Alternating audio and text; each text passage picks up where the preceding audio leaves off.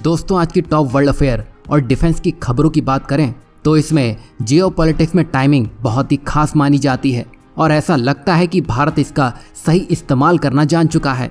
तो हमारी पहली अपडेट भी रूस से निकल के आ रही है, जहां अमेरिका ही नहीं बल्कि पूरा यूरोप भारत और रूस पर नजर बनाए बैठा है। वहीं इन्हीं सब के बीच रूस की ओर से भी एक इम्पॉर्टेंट स्टेटमेंट आती है, जिसमें कहा गया है कि वो प्रधानमंत्री नरेंद्र मोदी की मॉस्को यात्रा की दिल खोल के प्रतीक्षा कर रहा है, क्योंकि रूस लंबे समय से एक बड़े युद्ध में फंसा है। वहीं पीएम मोदी का ये दौरा रूस का मनोबल बढ़ा देगा, साथ ही ये उसके लिए बड़ा मददगार भी साबित होगा। मतलब इससे रूस को ताकत मिलेगी। तो वहीं ये वेस्ट और अमेरिका के लिए बड़ी हार साबित होगा। तभी वर्ल्ड मीडिया ये सब देख रहा है और यही वजह है कि भारत को अब नेटो प्लस में शामिल होने के लिए अमेरिका दबाव डाल रहा है। और इसका कारण अमेरिका ने ये बताया कि इससे चीन को हिंद महासागर में रोकना आसान हो सकेगा। जैसा कि आप जानते हैं, भारत जंगल का शेर है, जिसको कहीं भी कभी भी अपने इशारों पर नहीं नचाया जा सकता है। और मजे की बात तो यह है कि भारत इस क्लब में शामिल होने से साफ इनकार कर चुका है। बता दें कि विदेश मंत्री डॉक्टर एस जयशंकर ने साफ साफ कह दिया है कि भारत किसी भी ब्लॉक का गुलाम नहीं बनना चाहता है और हमेशा अपनी स्वतंत्र विदेश नीति पर ही चलना चाहता है। तो कुल मिलाकर भारत नेटो प्लस में शामिल नहीं होने वाला है।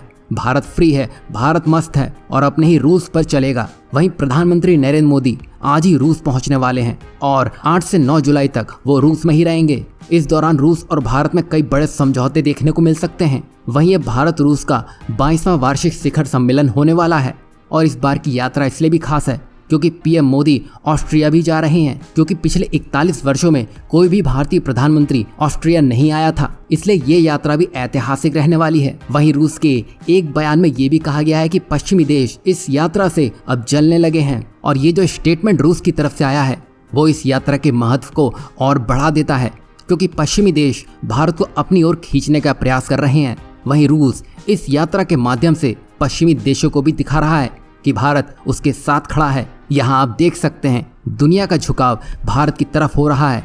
जहाँ भारत है वही पलड़ा भारी होता दिखाई दे रहा है। यही वजह है कि अमेरिका का नेटो और यूरोप का जलना और रूस का दिल खोलकर स्वागत करना, ये सब उसी का संकेत है। लेकिन अब भारत किसी एक खेमे में नहीं है, बल्कि अपनी रणनीति वो खुद बना रहा है। ये बदलाव का दौर है। भारत अब एक महाशक्ति बनने की राह पर है और कोई भी उसकी राह नहीं रोक सकता है। आपको इस डेवलपमेंट से क्या लगता है? क्या 2024 की सही मायनों में अब शुरुआत हो रही है? वहीं नेक्स्ट अपडेट की बात करें तो यहाँ तुर्की और भारत मिलकर यूरोपियन यूनियन को WTO में घसीटने का मन बना चुके हैं। दरअसल मामला वेस्ट शिप को लेकर है, यानी कि वो कच्चा माल जो इस्तेमाल लायक नहीं बचा है, उसको रिसाइकिल करके न सिर्फ कच्चे माल की कमी दूर होती है बल्कि पैसा भी बचता है। यही नहीं, भारत बड़ी मात्रा में इस कच्चे माल को यूरोपियन यूनियन से लेता है। लेकिन जैसा कि आपको याद होगा, यूरोपियन यूनियन अब एनवायरनमेंट को सामने रखकर इसमें पाबंदियां लगा चुका है। इसको लेकर भारत, इंडोनेशिया और तुर्की यूरोपियन यूनियन के वेस्ट शिपमेंट के नियमों को लेकर चिंतित हैं। आमतौर पर इस वेस्ट को 2 भागों में बांटा जाता है, एक रिस्की वेस्ट और दूसरा रिसाइकिल करने लायक वेस्ट। लेकिन यहाँ पर यूरोपियन यूनियन ने इन दोनों ही तरह के वेस्ट के लिए एक ही सख्त नियम लाना चाहता है, जिसमें भारत, इंडोनेशिया और तुर्की का कहना है कि ये ठीक नहीं है। उदाहरण के लिए आप देख सकते हैं कि जैसे प्लास्टिक, पानी की बोतलें, उनको जहां से भेजा जा सकता है, फिर नई चीजों में भी बदला जा सकता है। वहीं रिस्की वेस्ट को जलाया या जमीन में ही गाड़ना पड़ता है, ये काफी रिस्की होता है। मतलब यहाँ यूरोपियन यूनियन रिसाइकिल जैसे अच्छे कामों को भी मुश्किल बनाने में लगा है। साथ ही एक आंकड़े ये भी बताते हैं कि यूरोपियन यूनियन का पिछले 20 सालों में 72% इस वेस्ट का एक्सपोर्ट बढ़ चुका है। और ये भारत के लिए अहम इसलिए भी है क्योंकि 2022 में भारत ने यूरोप से 35 लाख टन वेस्ट इंपोर्ट किया था। वहीं इसको लेकर भारत और तुर्की WTO में यूरोपियन यूनियन के 28 देशों को पटकनी देने की तैयारी में है। अब देखना यह है कि अंतिम फैसला क्या निकल के आता है। वैसे यूरोपियन यूनियन के इस कदम से साफ है कि वो अपने आगे किसी को भी आने नहीं देना चाहता है। तो यहाँ भारत को भी यूरोपियन यूनियन को उसी की भाषा में जवाब देना होगा। आपको क्या लगता है? यूरोपियन यूनियन हर दिन नए रूल्स ज्यादा ही बनाने लगा है।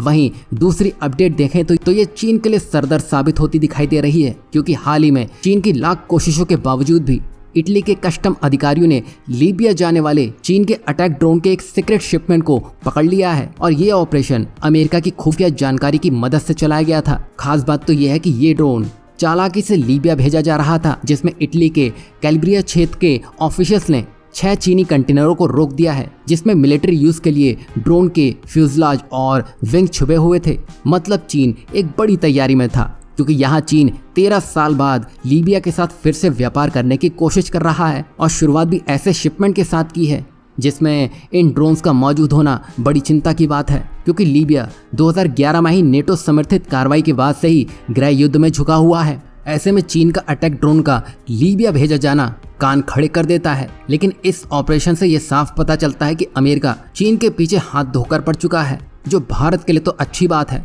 अब दुनिया उसकी चाल समझ चुकी है, इसलिए यह चीन के लिए भी एक बड़ा झटका है, क्योंकि चीन की ये चालाकी पूरी नहीं हो सकी।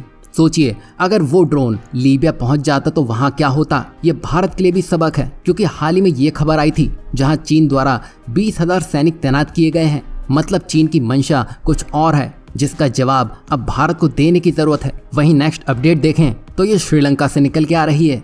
खास बात तो यहाँ ये है कि भारत अपने सभी पड़ोसी देशों के साथ मजबूत पकड़ बनाने में लगा है, ताकि चीन कहीं से भी भारत के आसपास आकर ना बैठ जाए। और इसी से जुड़ी एक डेवलपमेंट बड़ा कमाल कर गई है, जहां श्रीलंका का कर्ज भारत को बड़ा मौका दे गया है। बता दें कि यहाँ हम हम्बनटोटा पोर्ट की बात कर रहे हैं, जो श्रीलंका के लिए काफी इंपॉर्टेंट माना जाता है, क्योंकि इसकी कनेक्टिविटी इतनी अच्छी है कि ये सिंगापुर के रूट को टक्कर देता है। लेकिन यहाँ पर चीन द्वारा भारी निवेश और गलत प्लान्स के कारण ये पोर्ट एक कर्ज के जाल में फंस चुका है और इसी हम्बनटोटा में घाटे में चल रहे मटाला इंटरनेशनल एयरपोर्ट के ऑपरेशंस का काम अगले कुछ हफ्तों में ही भारत और रूस के जॉइंट वेंचर को सौंप दिया जाएगा।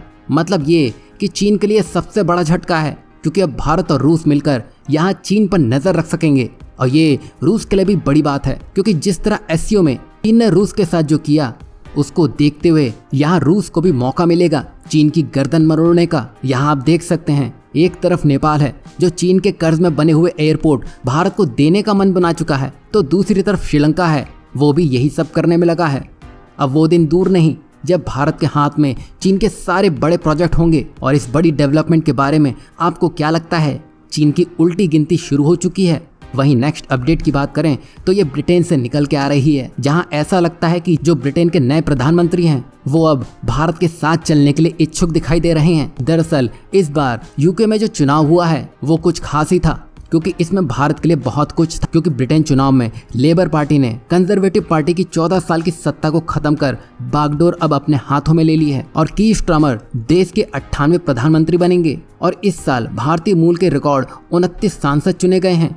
और नए प्रधानमंत्री चुनाव अभियान के दौरान खूब मंदिरों के दरवाजे भी खटखटा रहे थे और वादा कर रहे थे कि वो सरकार बनते ही भारत के साथ फ्री ट्रेड एग्रीमेंट साइन करेंगे और दोनों देशों के बीच अच्छे संबंध स्थापित करेंगे। और इस बात को बीते हुए ज्यादा से ज्यादा 3 दिन ही हुए होंगे। प्रधानमंत्री ने कार्यभार संभालते ही भारत और ब्रिटेन के वरिष्ठ अधिकारियों की प्रस्तावित फ्री ट्रेड एग्रीमेंट यानी कि FTA के लिए पेंडिंग इश्यू को सुलझाने के लिए इसी महीने दोनों देशों के बीच अगली बैठक होने वाली है। और इस बार खास ये है कि इसमें गवर्नमेंट टू गवर्नमेंट इस डील को लेकर बातचीत चलेगी। और इस बार ब्रिटेन भी सीरियस लग रहा है और ये फैसला भारत के पक्ष में आता हुआ दिखाई देगा। वैसे आपको क्या लगता है, नई सरकार के आने से भारत को फायदा मिलेगा या घूम फिर के बात वहीं पहुंच जाएगी जहां से शुरू हुई थी? लेकिन जो भी हो, भारत को साथ लेकर चलना अब इन देशों की मजबूरी नहीं बल्कि अब जरूरत बन चुका है।